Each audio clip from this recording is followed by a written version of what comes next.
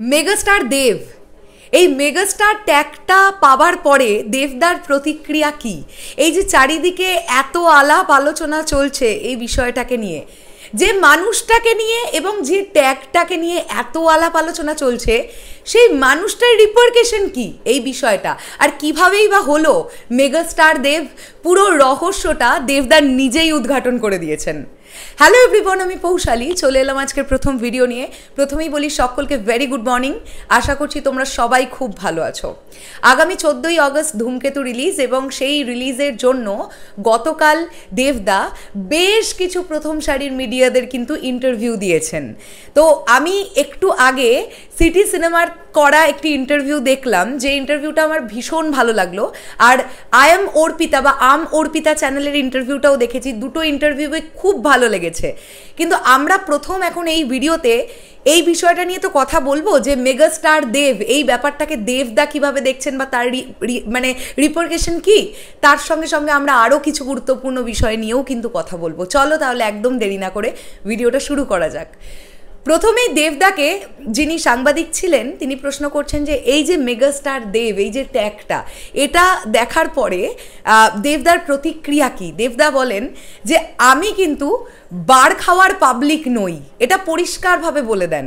আর দেবদা আরও একটা কথা ভীষণ গুরুত্ব দিয়ে বলেন যে সুপারস্টার মেগাস্টার এই ট্যাগগুলোই তো আমার পছন্দ না।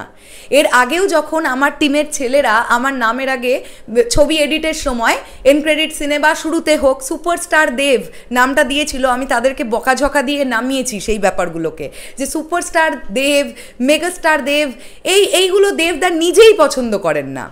শুধু দেব থাকবে, শুধু দেব। কারণ দেবদার কাছে দর্শকের অ্যাকসেপ্টেন্সটাই আসল। সুপারস্টার মেগাস্টার এই ট্যাগগুলো দেবদার কাছে খুব একটা কিছু ফারাকই পড়ে না, মানে দেবদা আসলেই ব্যক্তিগতভাবে পছন্দই করেন না এই ট্যাগগুলোকে। তো কিভাবে এলো এই মেগাস্টার দেব, সেটাও সুন্দরভাবে পরিষ্কার করে দিয়েছেন। লন্ডনে যখন প্রজাপতি 2 এর শ্যুট চলছিল, রঘু ডাকাতের প্রি টিজ দেবার আগে, পাবলিক করবার আগে, তো দেবদাকে ডেফিনেটলি দেখাতে হবে যে এটা আমরা তৈরি করেছি, এবার কি কারেকশন আছে বলো। তো এসবিএফ এর যিনি মালকিন অহনাজি, তিনি দেবদাকে ফোন করেছিলেন এবং প্রি টিজটা পাঠান। তো দেবদা রঘু ডাকাতের প্রি টিজ দেখার পরে 2-3টে জায়গা বলেন যে এরকম কারেকশন আছে। একটা গান সেই টিজের মধ্যে দেওয়া হয়েছিল, সেটা দেবদা বলেন যে না, এই টিজের মধ্যেই গানটা দিও না, এই গানটা আলাদা করে দিও। আর একটা কারেকশন বলেন, সেটা হচ্ছে এই সুপারস্টার দেব, প্রথমে সুপারস্টার দেব করা হয়েছিল, সুপারস্টার দেব, এই সুপারস্টারটাকে কেটে দাও। আমার এই 2-3টে মতন কারেকশন আমার মনে হয়েছে, এগুলো করে দাও। তারপরে দেবদা যে যে কারেকশনগুলো দিয়েছিলেন সেগুলো কারেকশন করে আবার দেবদাকে রঘু ডাকাতের প্রিটিজটা পাঠানো হয়। তারপরে কিন্তু প্রডিউসারের তরফ থেকে দেবদার কাছে একটা ফোন যায় যে তুমি যে যে কারেকশনগুলো বলেছিলে সেগুলো সব আমরা করে দিয়েছি, শুধু একটা জিনিস আমরা কারেকশন করতে পারবো না। সেটা কি? সুপারস্টার দেবের জায়গায় আমরা ওটাকে মেগাস্টার দেব করে দিয়েছি, ওটা চেঞ্জ করতে পারবো না, ওটা ছাড়া বলো। তো এইভাবেই কিন্তু মেগাস্টার দেব তকমাটা, এই যে আমরা আলোচনা করছি না যে এটা এসবিএফ এর দেওয়া তকমা, এটা আসলেই এসবিএফ এর দেওয়াই তকমা। মেগাস্টার ট্যাগটা এসবিএফ দিয়েছে। এটা নিয়ে যখন মানে সাংবাদিক প্রশ্ন করছেন যে এই ব্যাপারটা পাওয়ার পরে তোমার কেমন লাগছে, দেবদাকে এই প্রশ্নটা করা হয়। দেবদা বলছেন যে আমার কাছে আলাদা করে এই ট্যাগগুলো দিয়ে কোনো ফারাক পড়ে না, কারণ আমাকে রোজই কাজ করে যেতে হবে, আমি রোজ কাজ করছি। আমি চিন্তা করছি যে এর পরে আমি আফটার রঘু ডাকাত আরও বড় আমি কি ভাববো। মানে দেবদা বলছেন যে আমি এখন মনে করছি যে আমি এখন 2026 সালে আছি, তাহলে আমি রঘু ডাকাতের পরবর্তীতে দর্শককে কি দেব যেটা রঘু ডাকাতের চাইতেও বড় হবে। কিন্তু ইতিমধ্যে দাঁড়িয়ে দেবদার কাছে কোনো গল্প নেই, কিচ্ছু নেই। দেবদা বলছেন আমাকে এটা হন্ট করছে যে আমি রঘু ডাকাতের পরে দর্শককে কি দেব।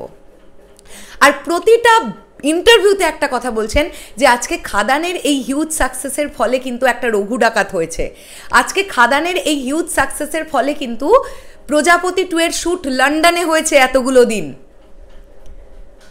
দেবদার প্রতিটা ইন্টারভিউ দেখছি এত ডাউন টু আর্থ একজন মানুষ, এবং এত বাস্তব কথাবার্তাগুলো বলছেন। মানে এটা তো নিয়ে কোনো ডাউট নেই যে পশ্চিমবাংলায় এখন সবচাইতে বেশি বক্স অফিস কালেকশন কার সিনেমায় হয়, এটা আমরা সবাই জানি। কিন্তু মানুষটার মধ্যে মিনিমাম অহংকার বোধ নেই। এবং দেবদা বলছেন যে আমি ওই অহংকার বোধ বা আমি এটা করে ফেলেছি ওটা করে ফেলেছি তো বিশ্বাসী নই। আমার মধ্যে যেটা আছে সেটা হচ্ছে জেদ, আমি খুব জেদি, আমাকে এটা করতে হবে। এছাড়াও আরও অনেকগুলো বিষয় নিয়ে দেবদা কথা বললেন, যেটা মানে আমার কাছে শুনে তো ভীষণ হার্ট টাচিং লাগলো। যখন দেবদাকে ওই প্রস্থেটিক বৃদ্ধ লুকের জন্য প্রস্থেটিক মেকআপটা করানো হতো, তখন প্রতিদিন 7-8 ঘন্টা দেবদাকে মেকআপ করতে হতো। 7-8 ঘন্টা ওই প্রস্থেটিক মেকআপটা করতে হতো। তারপরে শ্যুট কমপ্লিট হয়ে যাওয়ার পরে যখন ওই প্রস্থেটিকটা খোলা হতো, মুখ থেকে তোলা হতো, তখন দেবদার রক্ত ঝরতো, কখনো এখান থেকে রক্ত বেরিয়ে যেত, কখনো এখান থেকে রক্ত বেরিয়ে যেত। দেবদা বলছেন যে আমার এগুলোতে মানে দেবদার কোনো কষ্ট হয়নি। দেবদা চেয়েছেন, দেবদা ভেবেছেন যে না, আমি যখন ওই বৃদ্ধ লুকটাতে শর্টগুলো দিচ্ছি এবং ডিরেক্টরের যখন সেটা পছন্দ হচ্ছে, আমার মনে হচ্ছে যে আমি নতুন একটা কিছু করে ফেললাম। এটা তো ঠিক, আজকের ডেটে দাঁড়িয়ে আমরা প্রস্থেটিক মেকআপ নিয়ে খুব কথা বলি, অনেক আলাপ আলোচনা করি, কিন্তু আজ থেকে 10 বছর আগে বাংলা সিনেমায় এরকম হেভি প্রস্থেটিক এটা ভাবা যায় না, মানে ভাবনা চিন্তারই তো বাইরে ছিল জায়গাটা, তাই না? তো আমি মনে করি যে কৌশিক গাঙ্গুলির মতন একজন ডিরেক্টর বলে এটা সম্ভব, দেবদার মতন একজন ক্লিয়ার ভিশন যার আছে, এরকম একজন মানুষ বলে এটা সম্ভব, এবং যার অক্লান্ত ডেডিকেশন, মানে এই মানুষটার ডেডিকেশন সমানে চিন্তা করে যাচ্ছে যে বাংলা সিনেমাকে আরও কীভাবে সামনের দিকে এগিয়ে নিয়ে যাওয়া যায়। আর সেই জন্যই আমি মনে করি পশ্চিমবাংলার দর্শক কিন্তু দেবদাকে নিরাশ করে না। ইন্টারভিউয়ার যিনি ছিলেন তিনি আর একটা প্রশ্ন করছেন যে ধূমকেতুর বক্স অফিস নিয়ে কি তুমি ওয়াকিবহল বা চিন্তাভাবনা করছো? বলছেন না না না, আমি চিন্তাভাবনা করছি না এটা নিয়ে। দর্শকের যদি ভালো লাগে, দর্শক সেই ছবি দেখবে। আমি একের পর এক ছবি করেছি, আমার সব ছবি ভালো যায়নি, আবার আমার সব ছবি খারাপ যায়নি।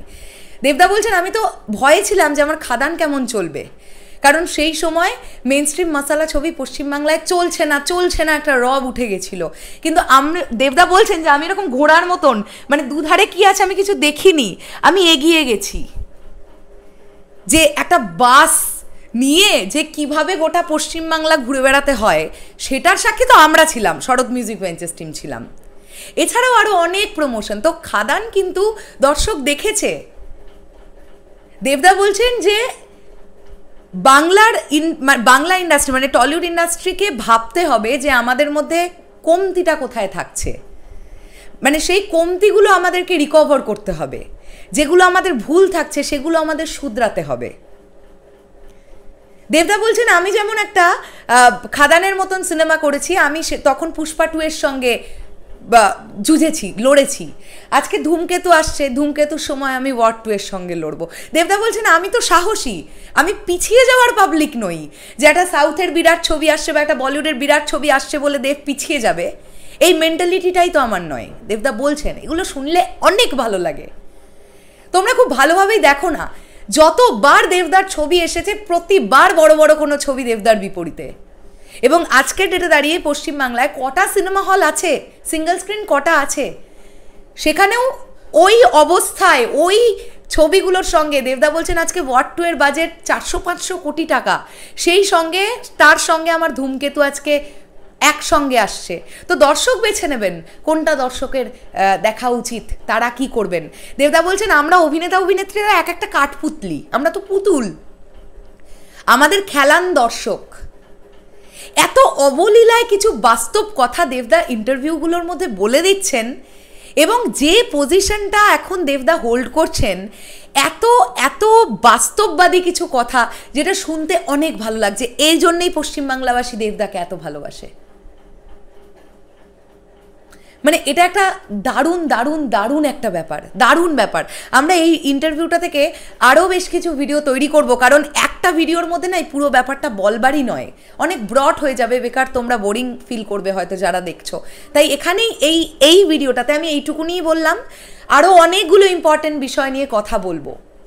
শুধু চলে যাওয়ার আগে এটাই বলতে চাই, দেবদা এটা নিজে বলছেন যে ধূমকেতু নিয়ে তার এক্সাইটমেন্টটা না এক সমুদ্র। দেবদা বলছেন যে আমি তো এক্সপ্রেস করতে পারি না, তাই আমি বোঝাতে পারছি না হয়তো যে ধূমকেতু নিয়ে আমার এক্সপেকটেশন নয়, এক্সাইটমেন্ট ঠিক কতটা। তো আমি যদি বোঝাতে পারতাম আমি তাহলে বোঝাতাম। তো এখান থেকে তোমরা নিশ্চয়ই এটা বুঝতে পারছো যে এমন তো কিছু একটা সিনেমা হয়ে গেছে ধূমকেতু, যেটা প্রচণ্ড ভালো একটা কিছু হবে। এটা আমরা সবাই আশা রাখছি।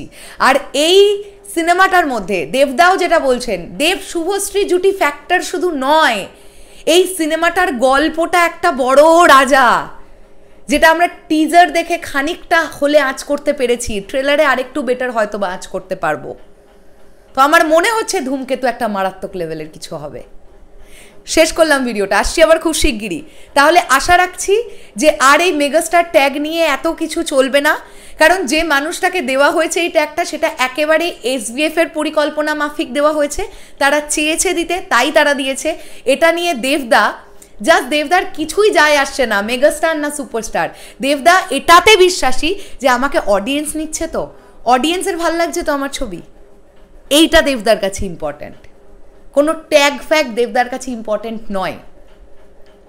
শেষ করলাম ভিডিওটা, আসছি আবার খুব শিগগিরই নতুন কোনো ভিডিও নিয়ে। তাহলে এখনের জন্যে টাটা।